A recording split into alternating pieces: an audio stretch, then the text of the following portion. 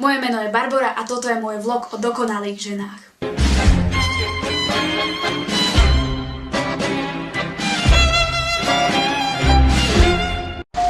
Kontrola. Vypravte si cestovné lístky.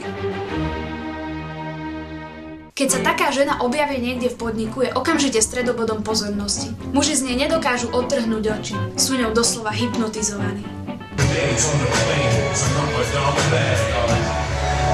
Ešte raz a skúsim to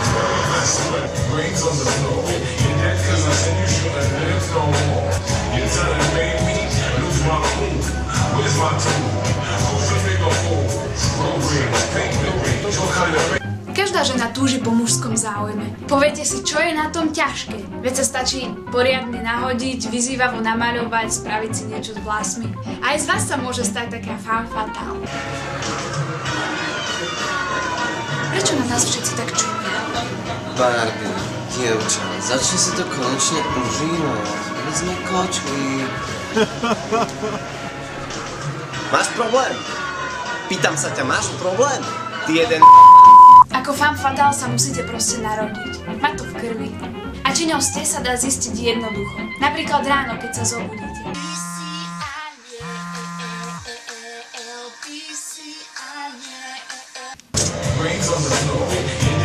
Ja som to skúšala už veľakrát, no za každým mám s tým rovnaký problém.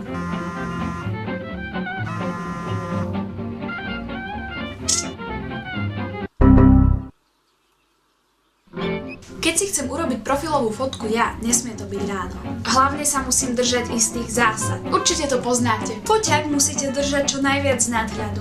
Pery poriadne našpúliť, minimálne 30% tváre zakrytú vlasmi a ako prostredie je veľmi vhodná kúpeľňa. Netreba však zabudnúť, že tieto zásady platia iba pri fotení. Viete, ľudia sa na vás málo kedy pozerajú z nadhľadu.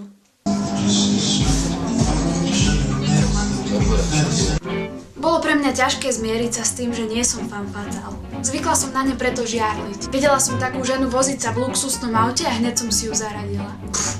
Zlatokopka. Časom som ale pochopila, že to nie je správne. Mnoho z nich má predsa prestížne a náročné povolanie. Prosím vás, to je 4x4?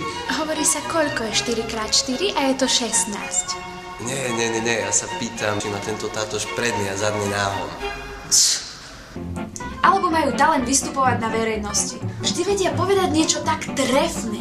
Určite som za svetový mier, ale nejak extra sa tým nezaoberám. Uznávam, niektoré si zvolia tú zdanlivo jednoduchšiu cestu a nájdu si bohatého a vplyvného muža. No zamýšľali ste sa niekedy nad tým, aká dôležitá je pritom selekcia? Aké to môže byť nebezpečné? Veď to vieme aj z histórie, ne? Myslím, že právo žiarliť máme iba vtedy, keď nám zvádzajú našich mužov. Tí si to nikdy nechcú priznať a vymýšľajú si trápne výhovorky.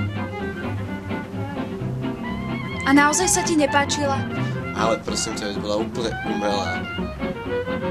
Bola zmaľovaná ako opica, ja by som sa také v živote nedotkol, veď na nej nebolo nič prirodzené. Klame, až sa práši. V nás to potom ostane nejakú dobu a prehnane si uvedomujeme súvislosti aj tam, kde netreba. Vtedy nás dokáže rozcítiť takmer všetko. I see them blue for me and you, and I think to myself, what a wonderful world. Nečudujte sa, že naše reakcie vyznejú vtedy trochu absurdné. Ty bezcitný, bezcharakterný podliak. Ja si v takých prípadoch zvyknem dohovárať. Barbora, veď ty dokážeš byť pre muža atraktívna v mnohých iných veciach. Ale hlavne si treba nájsť spôsob, ako tú žiarlivosť potlačiť. Najlepšie hneď v základoch a racionálne. Napríklad takto.